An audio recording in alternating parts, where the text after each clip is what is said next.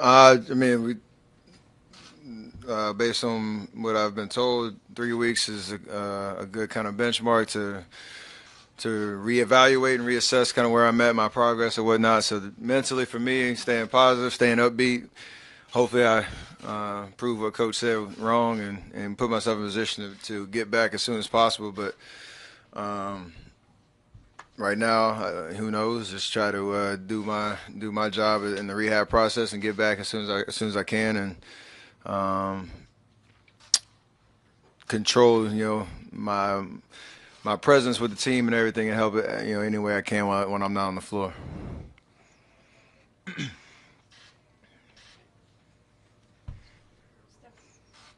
how do you feel physically? I mean, it's difficult to get up those stairs, and what will you be able to do in the coming weeks, I guess, in terms of shooting from a chair or anything? I don't know. I don't know really. It's kind of all trying to figure out what the program's going to be day to day. I mean, obviously, it's nice that I'm walking and not limited with crutches or anything like that, so that's a positive. And it's also helpful to know. I don't remember the step by step approach we had last time, but I remember the feeling of what an MCL sprain is like, and how to kind of work through the rehab process and the pain and the any sense of discomfort that you feel along that way. So nothing will be new in that front. It's just a matter of dealing with the other knee and working through that process. So as time unfolds, I'll figure out what that means. Steph, you've been through this before, almost like exactly coming off the ankle, first came back, hurt your knee. What were your emotions knowing that you dealt with this? How have you dealt with those emotions? And does it help at all that you've been through this before? I mean, it's frustrating for sure. Like you said, I've been chomping at the bit the last 2 weeks, ready to get back out there and try to finish out the regular season strong and gain some momentum going into the playoffs. And had a horrible first half and came out in the third quarter pretty strong, got my rhythm back, and then an unfortunate situation. So just try, like I said, try to stay positive. Like there's a blessing in all of this. There's hopefully going to be a story in all of this, and at the end of the day, I'll have an opportunity to get back on the court. Hopefully before our season's over with, and do what I can to help our team win a championship. And that's really all I'm focused on right now. It's just going to take a different shape than I expected going into the season, let alone going into this last stretch of the year. So definitely helpful knowing how my body responds to being out for an extended period of time and having to come back into pressure situations and high intensity playoff games.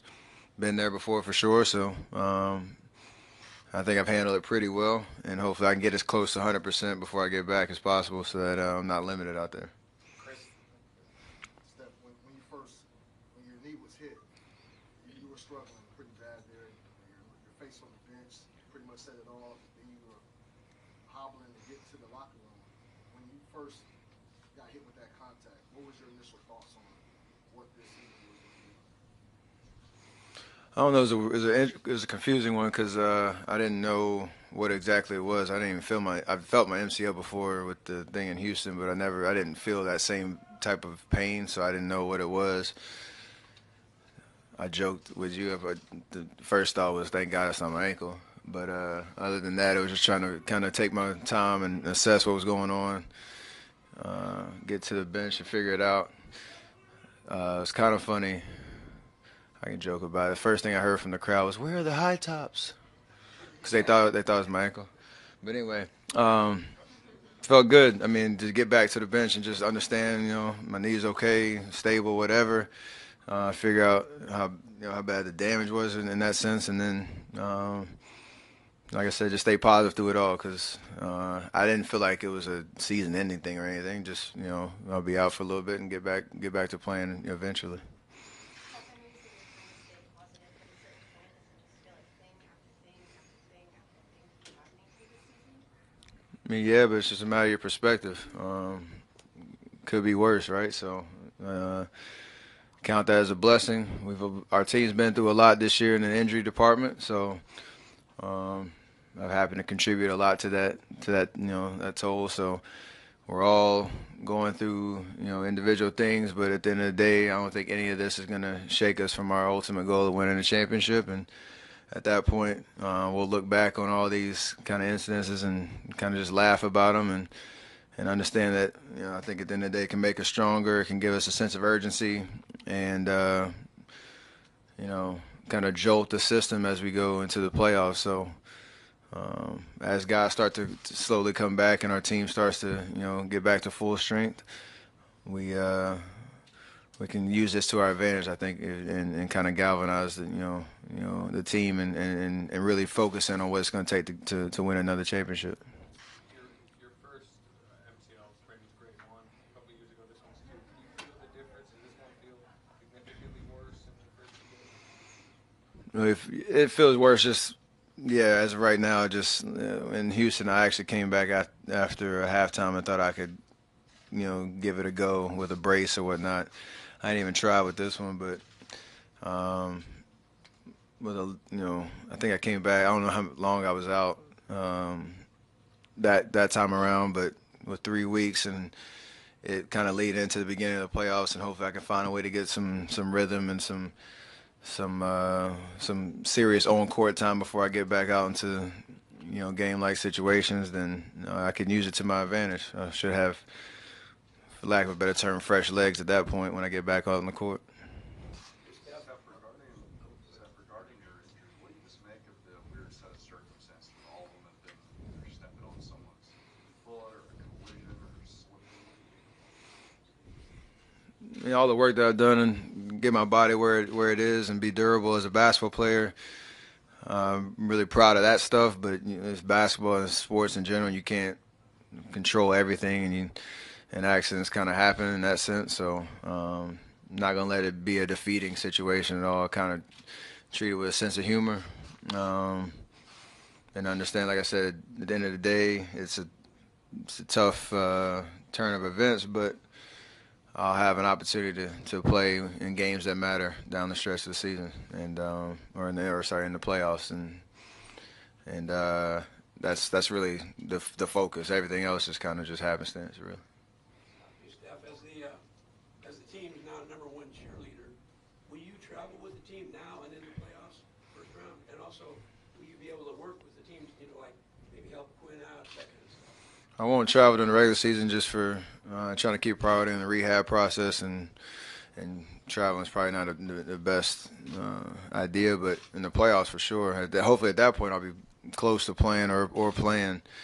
But like I said, I'll be available and around in the locker room and practice.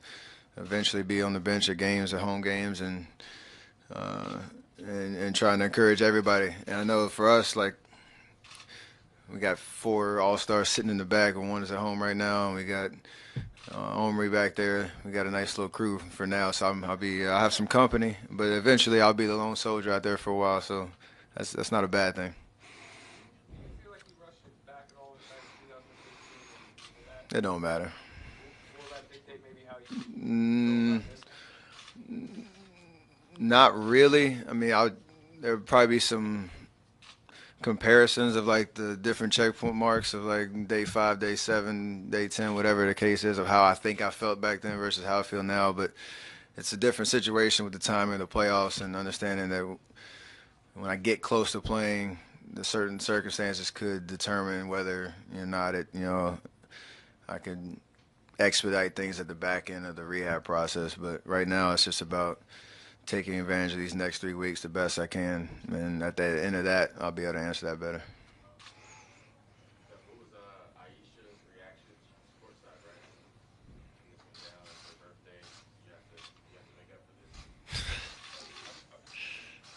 this. Yeah, I made her birthday a little tough. We're supposed to celebrate afterwards, but injuries are tough on the whole family, if they're in the arena or not. But kind of part of the job.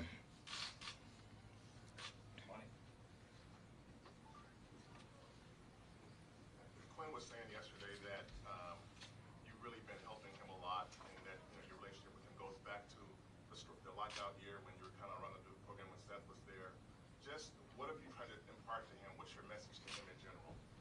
He's an NBA player, and then he's on this team for a reason, and he has an amazing opportunity to really, show what he's about, and help a team, accomplish a goal, and you know, to not be passive at all on the court. When he's out there trying to, be anybody else other than himself, be aggressive, be a scorer, be a playmaker, and do what we